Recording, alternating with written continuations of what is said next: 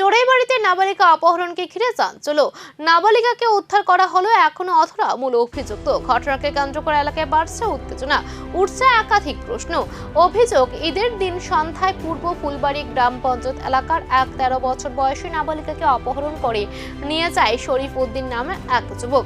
ঘটনার পরপরই নাবালিকার পরিবার চোরাইবাড়ি থানায় লিখিত অভিযোগ দায়ের করে। পরিবারের দাবি, অভিযোগ দায়ের পর মামলা প্রত্যাহারের জন্য বিভিন্নভাবে চাপ সৃষ্টি করা হয়। পরবর্তীতে নাবালিকাকে উদ্ধার করা সম্ভব হলেও এখনো পর্যন্ত মূল অভিযুক্তকে গ্রেফতার করতে পারেনি পুলিশ। এই ঘটনায় এলাকা জুড়ে খুব উদ্বেগ ছড়িয়ে পড়েছে।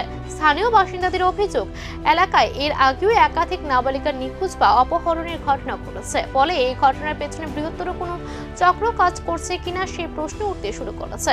ঘটনার প্রতিবাদে স্থানীয়রা থানায় গিয়ে দ্রুত তদন্ত ও কঠোর আইনি ব্যবস্থার দাবি জানান।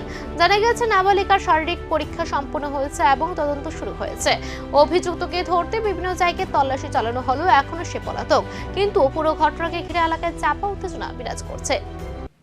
নাবালিকাকে উদ্ধার করা গেলেও এখনো ধরা পড়েনি মূল অভিযুক্ত। এই ঘটনার পেছনে কি সত্যিই একটি অপহরণের ঘটনা, নাকি তদন্তের সামনে আসবে আরো বড় কোনো চাঞ্চল্যকর তথ্য? এখন সবার নজর পুলিশের পরবর্তী পদক্ষেপের দিকে।